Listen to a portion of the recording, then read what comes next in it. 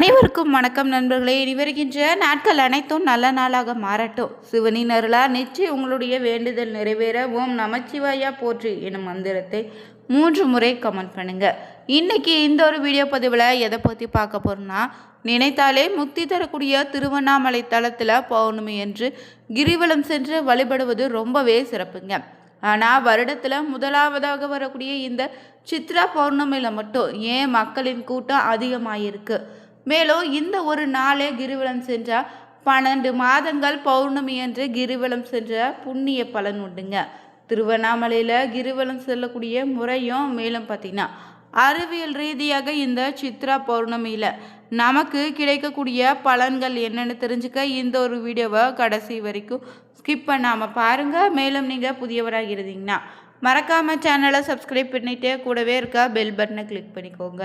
மேலும் தனிப்பட்ட முறையில் உங்கள் ஜாதக ரீதியாக இருக்கக்கூடிய பிரச்சனைக்கு சரியான ஒரு பரிகாரத்தை பெற்றுக்கொள்ள வீடியோவில் டிஸ்கிரிப்ஷன் கீழே நம்பர் கொடுத்துருக்கோம். அந்த நம்பருக்கு நீங்கள் கால் பண்ணி தெரிஞ்சுக்கலாம். வாங்க நண்பர்களே, வீடியோக்குள்ளே போகலாம். திருவண்ணாமலைனாலே நினைத்தாலே முக்தி தரக்கூடிய புண்ணிய தலங்க, பஞ்சபூத தலங்களில் அக்னி தலமாக இருக்குது. எத்தனையோ பழமையான சிவன் கோவில் இருந்தாலும் திருவண்ணாமலையில் மலையை வலம் வரக்கூடிய கிரிவல வழிபாடு முக்தியை தருன்னு நம்பிக்கை உண்டுங்க. சித்தர்களின் பூமியாகவும் ஆன்மீக பூமியாகவும் இருக்கக்கூடிய இங்கு சித்ரா பௌர்ணமி என்று கிரிவலம் வருவதன் மூலம் நமக்கு கிடைக்கக்கூடிய பலன்கள் என்னென்னு தெரிஞ்சுக்கலாம். திருவண்ணாமலைனா நம்முடைய நினைவுக்கு வருவது கோவிலின் பின்புறம் இருக்கக்கூடிய உயரமான மலையும் அதை சுற்றி வந்து வழிபடக்கூடிய பக்தர்கள் மட்டும்தாங்க.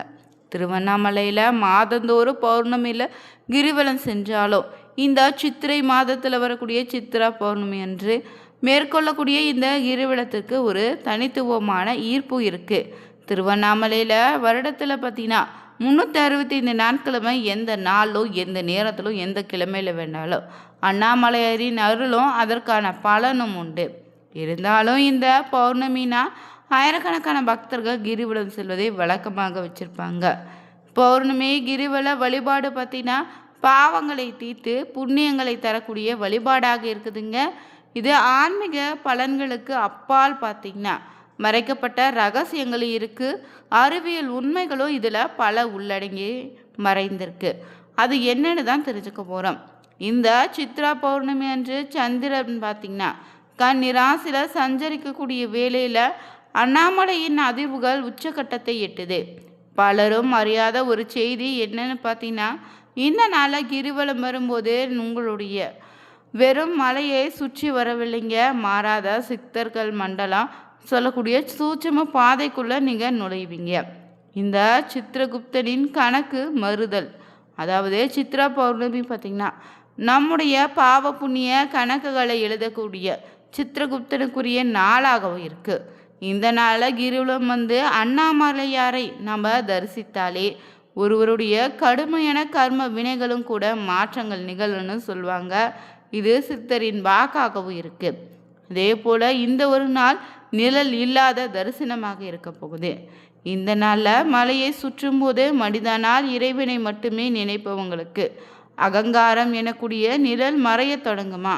இது வேறு குறியீடு மட்டும் இல்லை, ஆன்மாவின் தூய்மையான உணர்த்தக்கூடிய ஒரு நுட்பமான ஆன்மீக நிலைன்னு சொல்கிறாங்க. மேலும் இங்கு மறைக்கப்பட்ட அறிவியல் ரகசியம் என்னன்னு தெரிஞ்சுக்கலாங்க. அண்ணாமலை என்பது வெறும் கல் மற்றும் மண் சார்ந்த மலை இல்லைங்க, இது ஒரு அணைந்த எரிமலையாகவும் இருக்குது. இங்கு சிவபெருமானி ஜோதி வடிவமாக மலையின் ரூபமாக வீற்றிருப்பதாக பக்தர்களின் நம்பிக்கையாக இருப்பதால் சித்ரா பௌர்ணமி கோடை காலத்தின் தொடக்கத்தை குறிப்பதால் சூரியனின் வெப்பம் மலையில் உள்ள பாறைகளை ஊடுருவி இருக்கும். அதனால தான் இந்த ஒரு நாள் பார்த்திங்கன்னா ரொம்ப சிறப்பாக அமைய போகுது. மேலும் பௌர்ணமி நிலவின் ஈர்ப்பு விசை காரணமாக மலையின் இடுக்குகள் இருக்கக்கூடிய அரிய வகை மூலிகைகளிலிருந்து பிரணவாயுவும் லேசான அளவில் ரோடான் போன்ற வாயுக்களும் கசியுது. இதே மனித உடலில் இருக்கக்கூடிய நோய் எதிர்ப்பு சக்தியை தூண்டி நுரையீரல் தொடர்பான குறைபாடுகளை செய்யணும்னு சொல்லுவாங்க. இயற்கை எரோசல் போல இது செயல்படுங்க. அடுத்ததாக மூளை அலைகளின் மாற்றம் உண்டாகும்.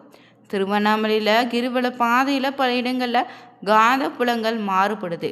இதே சித்ரா பௌர்ணமி நிலவின் ஒளியில் இந்த காந்தப்புலங்கள் நம் மூளையில் இருக்கக்கூடிய பீனியல் சுரப்பியை ஊக்கப்படுத்துது. இதனால் மன அழுத்தம் குறைந்து ஆழ்ந்த அமைதி உண்டாகும். இது பலருக்கு தெரியாத ஒரு நரம்பியல் உண்மைங்க.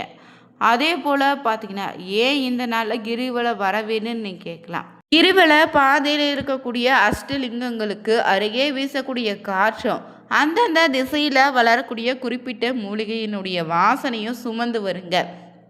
இந்த சித்ரா பௌர்ணமி இரவில் வீசக்கூடிய இந்த காற்று நம் தோலில் இருக்கக்கூடிய துவாரங்கள் வழியாக உள்ளே சென்று ரத்தத்தை சுத்திகரிக்குது. மேலும் நோய் எதிர்ப்பு சக்தியை அதிகரிக்குதுங்க. அதே போல் பெண்களின் உடலில் ஏற்படக்கூடிய ஹார்மோன் சமநிலையின்மையும் மனசோர்வு நீங்க சித்ரா பௌர்ணமி அன்று கிரிவலம் ஒரு சிறந்த மருந்தாகவும் இருக்கும். நிலவின் முழுமையான ஒளி உடலில் சார்க்கட்டியன் ரீத்தம் எனக்கூடிய உயிரியல் கடிகாரத்தை சீரமைக்குது.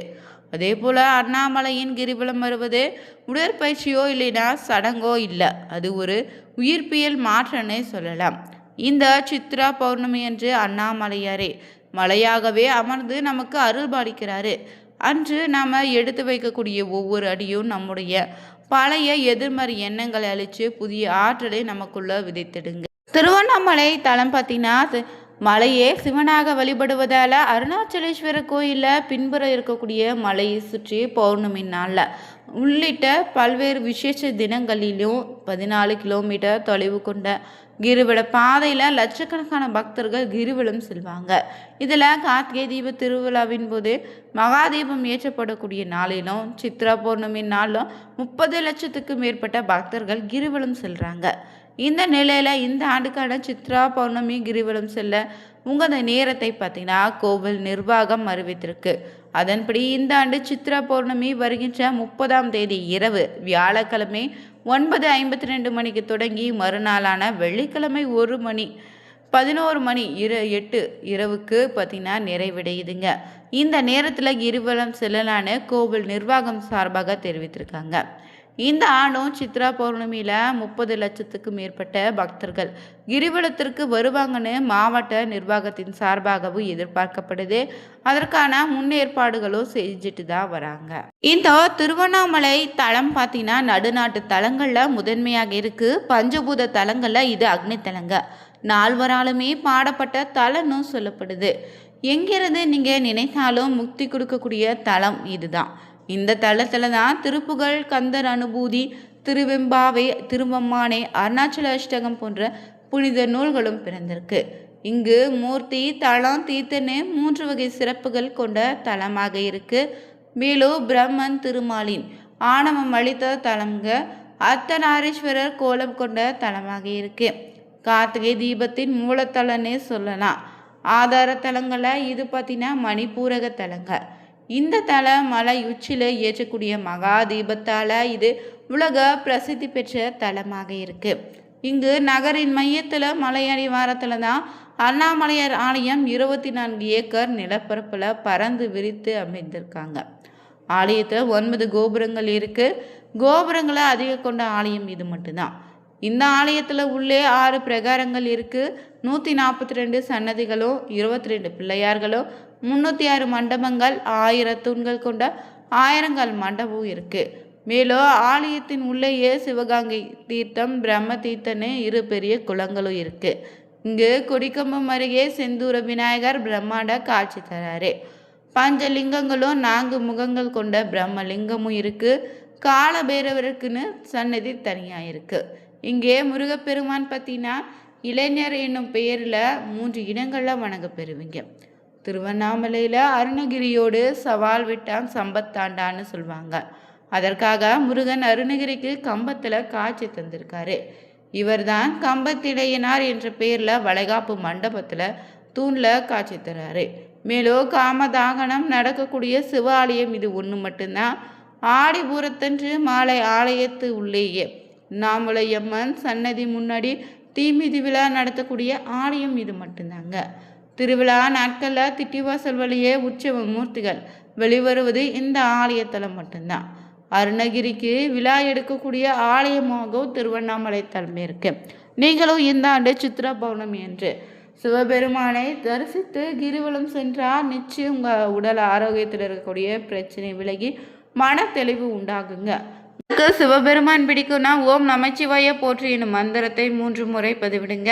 மேலும் புதியவராக இருந்தீங்கன்னா மறக்காமல் இந்த சேனலை சப்ஸ்கிரைப் பண்ணிட்டே கூடவே இருக்க பெல் பட்டனை கிளிக் பண்ணிக்கோங்க. அனைவருக்கும் நன்றி நண்பர்களே.